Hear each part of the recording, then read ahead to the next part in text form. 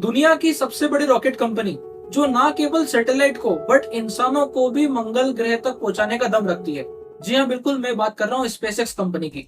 आज की इस वाली वीडियो में हम बारीकी से समझेंगे क्या है स्पेसएक्स, कैसे एलन मस्क ने अपने विजन को जो देखा था उसको लगभग वो पूरा करने पहुंच चुका है, और यहाँ से क्या टेक्निकल और फंडामेंटल एस्पेक्ट नजर आ रहे हैं, क्योंकि अभी कुछ समय पहले ही स्पेसएक्स का आईपीओ आया है।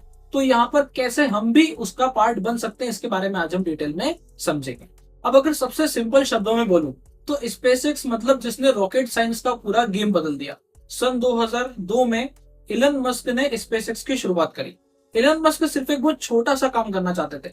सबसे पहला कि भाई जो रॉकेट जाएगा वो वापस आना चाहिए। ये सुनते साथ ही लोगों को हंसी आना शुरू हो गई कि भाई ये किधर से आया है, आज तक नासा ऐसा नहीं कर पाई कि रॉकेट जाएगा वो वापस आ जाए, ऐसा तो पॉसिबल ही नहीं। तो उन्होंने पहला विजन ये बनाया कि जो मेरा बूस्टर रॉकेट जाएगा, जो सैटेलाइट को लेके जाता है, तो वो बूस्टर वापस आना चाहिए, सबसे पहला पॉइंट। और दूसरा उनका विजन ये था कि जो कोई से भी कॉस्टिंग आती है एक स्पेसिफिक सैटेलाइट को पहुंचाने की, उसको मैं ड्रास्टिकली रिड्यूस कर दूंगा, तो ऑटोमेटिकली यहाँ से कंपनी को फायदा बन जाएगा। तो उन्होंने वो विजन सोचा जो कि अभी हाल के लिए एक आम पर्सन के लिए सोचना बहुत ज्यादा डिफिकल्ट है।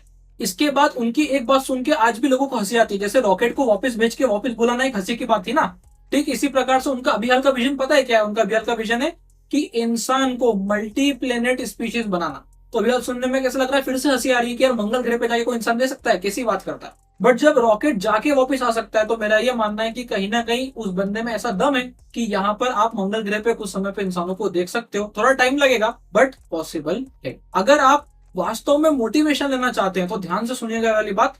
शुरुआत के 3 रॉकेट जो है वो इतनी बुरी तरीके से फेल हुए थे कि उसके बाद पूरी दुनिया उनका मजाक बना रही थी, और उस समय पे उन्होंने हिम्मत करके चौथा रॉकेट भेजा 2008 में, जिसका नाम है फैल्कन 1, जो सफलतापूर्वक ऑर्बिट में पहुंच गया, और उसके बाद से पूरी गेम ही बदल गई। अब एक बार उनके आइडिया को समझते हैं। इस स्पेसएक्स की कंपनी के पहले जितने भी रॉकेट होते थे वो सफलतापूर्वक तो जाते थे बट आकर के दोबारा से समुद्र में गिर जाते थे। बट स्पेसएक्स ने फाल्कन 9 रॉकेट बनाया जिसका बूस्टर सफलतापूर्वक वापस आकर के लैंड कर जाता है। ये बूस्टर सफलतापूर्वक या तो समुद्र में मौजूद ड्रोन शिप पे लैंड करता है या फिर लॉन्च पैड पर आके दोबारा से लैंड हो जाता है। अब इस सबसे हुआ क्या है? तो इस सबसे जो है लॉन्च की लागत बहुत ज्यादा कम आ गई है।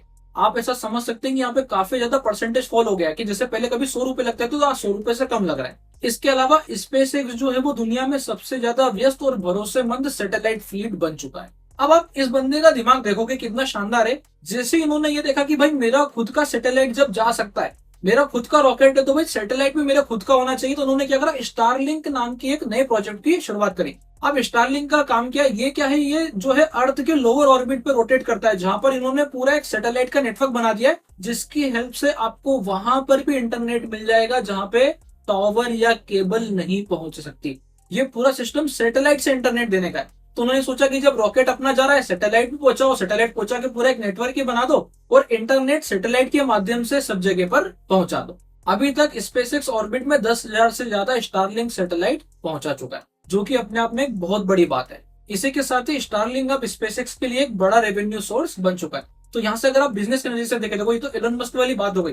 बट अगर आप यहाँ पे स्पेसएक्स के फंडामेंटल्स को ध्यान रखते हुए बिजनेस के नजरिए से देखें तो एक बहुत अच्छा पॉइंट निकल करके आता है। इसके अलावा स्पेसएक्स एक काम और कर रहा है। वो क्या कर रहा है? नासा के जो एस्ट्रोनॉट्स हैं उनको इंटरनेशनल स्पेस स्टेशन तक भी पहुंचाने का काम कर रहा है। इसी के साथ ही स्पेसएक्स पहली ऐसी प्राइवेट कंपनी बनी जो इंसानों को स्पेस ऑर्बिट में पहुंचा रही है। इसके पहले ये काम सिर्फ और सिर्फ गवर्नमेंट करा करती थी। इसके अलावा स्पेसएक्स जो है स्टारशिप पर भी बहुत ही स्पेसिफिकली काम कर रहा है, जहां पर इनका पूरा भविष्य का ये सबसे बड़ा और सबसे बेहतरीन और पावरफुल रॉकेट है, जिसका लक्ष्य है मंगल तक पहुंचना।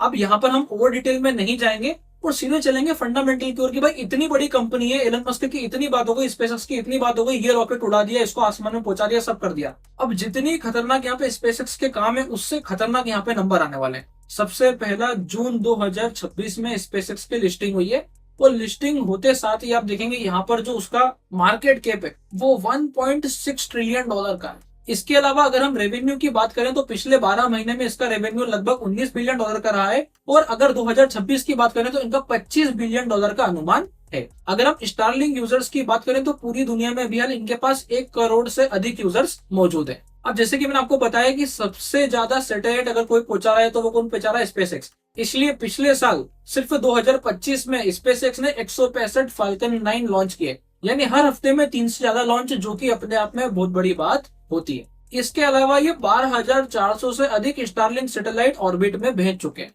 इसके अलावा अगर हम मार्केट शेयर की बात कर ले तो जैसे पूरी दुनिया में बहुत सारे लोग रॉकेट का काम कर रहे हैं, एक एग्जांपल है, तो इनके पास 80% मार्केट शेयर है। मतलब अगर किसी को भी सैटेलाइट भेजनी होती है तो वो कोशिश ये करता है कि क्यों ना स्पेसएक्स से बात कर ली जाए, क्योंकि इनके पास 80% मार्केट शेयर अवेलेबल है। अब इसी के साथ ही ये तो हुई पूरी फंडामेंटल बात। अब हम शुरू करते हैं टेक्निकल एस्पेक्ट की, क्या बोल रहा है स्पेसएक्स का चार्ट।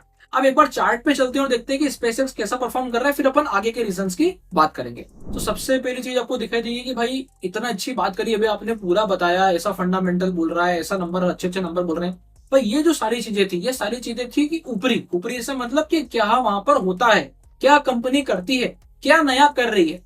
पर क्या होता है, नंबर्स को भी समझना होता है। नंबर से मतलब सबसे पहली चीज जिसकी लिस्टिंग हुई $135 पे, अगर आप ध्यान से देखेंगे तो स्पेसएक्स को लिस्ट किया था $135 पे। $135 पे लिस्ट होने के बाद इसका हाइप इतना ज्यादा था कि with in days, with in like next 3 to 4 days ये सीधा पहुंच गया $200 के पार। तो दिस इज कॉल्ड हाइप। अब अपन कब वीडियो बना रहे हैं, अगर आप ध्यान से देखो दोबारा से, अब मैं आपको इसके ऊपर फंडामेंटल एनालिसिस कब दे रहा हूं, अगर आप ध्यान से देखेंगे तो जब मार्केट टॉप से कितना परसेंटेज करेक्ट हो चुका है, तो नियरली अपनी लिस्टिंग वैल्यू से नीचे आ चुका है, मतलब 50% के आसपास करेक्ट हो चुका है, तब जाकर के हमने इसके ऊपर बात करना शुरू करी है। तो हम अपनी जगह पे एकदम परफेक्ट कर रहे हैं। अगर आप इस वाली वीडियो को देख रहे हैं तो आप सही समय पे देख रहे हैं। जहां पे दुनिया बात कर रही थी, यहाँ हमें नहीं चढ़ना है, यहाँ पे हमें ट्रेड करना है। हमने लिया, ट्रेड करा, प्रॉफिट बुक हो गया बाहर। अब क्या है, now this is the opportunity जहां पे फियर बन रहा है। अभी फियर कैसे बन रहा है, तो सबसे पहली चीज मैं आपको बताता हूँ, एक तो हाइप थी, हाइप के कारण मेजर मूव आ गया और वापस से डाइल्यूट भी हो गया। दूसरा, यहाँ पर नंबर्स की अगर हम बात करें तो यहाँ पे कंपनी जो है वो रेवेन्यू के मामले में तो बहुत बढ़िया कर रही है, बट जैसे बॉटम लाइन की बात आती है तो यहाँ पे $4.9 बिलियन का एक मेजर लॉस खड़ा हुआ है, जो कि अपने आप में बहुत बड़ा लॉस होता है। इस कारण से कंपनी अभी इसको डाइल्यूट करने की कोशिश कर रही है। ध्यान देना, ये कंपनी चलती है विजन पे, तो यहाँ पे अगर विजन बहुत आगे जाने का, यहाँ पे विजन मार्च तक जाने का है, तो फिर चीजों को थोड़ा सा सेटल होने में टाइम लगेगा। बट जैसे जैसे चीज अचीव करती चली जाएगी, जैसे जैसे यहाँ पे टारगेट सोचे हुए टारगेट्स अचीव होते जाएंगे, वैसे वैसे आपको यहाँ पे प्राइस में ग्रोथ दिखाई देगी। अभी यहाँ से अगर हम और डिटेल में बात करें कि क्या चार्ट बोल रहा है, तो ध्यान से देखो, चार्ट अपने आप में मेजर मूव लेने के बाद धीमा धीमा करके यहाँ पे गिरने की पेस को घटा चुका है और यहाँ से कहीं उसने एक बॉटम बनाने का भी संकेत नहीं दिया। अगर मैं सिर्फ और सिर्फ टेक्निकल की एस्पेक्ट पे बात करूं तो यहाँ से आपको दिखाई देगा कि प्राइस अभी कुछ मेजर ट्रेंड को फॉलो कर रहा है और अभी ये इस मामूली ट्रेंड के ऊपर भी नहीं जा पा रहा है। तो आपको ये समझना है कि यहाँ से जब एक बार ट्रेंड शिफ्ट होगा, ट्रेंड शिफ्ट कैसे होता है, प्राइस को एक जगह पे लंबा रुकना पड़ेगा। हो सकता है वो यहाँ ना आके रुके, वो थोड़ा नीचे जाके रुके, वो यहाँ से और नीचे जा सकता है। भैया बिल्कुल ट्रेंड शिफ्ट नहीं है, ये चीज का ध्यान रखना है। बट जो सबसे ज्यादा इंपॉर्टेंट और सबसे ज्यादा आवश्यक है वो क्या है कि अब यहाँ से प्राइस करेक्ट हो चुकी है, फियर बन चुका है, हाइप में चढ़े हुए लोग फंस चुके हैं, तो नाउ अपॉर्चुनिटी वाली बात निकल करके आती है। बट अभी अपॉर्चुनिटी सीधे मोमेंटम वाली नहीं है, टाइम टेकिंग वाली अपॉर्चुनिटी है कि यहाँ पे थोड़ा समय लगेगा, प्राइस बनेगी, प्राइस दिखेगी, बॉटम बनाएगी, फिर हमको जाके मूव दिखने वाला है, जो कि अभी थोड़ा टाइम लगेगा। So with this I can say this is all about SpaceX, जहाँ पे कि क्या एलन मस्क ने 2002 में सोचा, क्या उन्होंने अचीव किया, क्या आपने मोटिवेशन लिया, उसके बाद कैसे हमको नहीं हारना चाहिए, चीजों पे लगे रहना चाहिए, हमने ये समझा। और फिर आगे बढ़ने के बाद हमने समझा कि कैसे स्पेसएक्स फंडामेंटली रिएक्ट कर रही है, और आखिरी में हमने समझा कि क्या उसके टेक्निकल एस्पेक्ट बनते नजर आ रहे हैं। अगर आप लोगों को वीडियो अच्छी लगी है तो फटाफट से वीडियो को लाइक कर देना, चैनल को सब्सक्राइब कर देना, एंड तब तक के लिए बहुत बहुत धन्यवाद। Crypto products and NFTs are unregulated and can be highly risky. There may be no regulatory recourse for any loss from such transactions. For any queries, contact us at help@mutrex.com.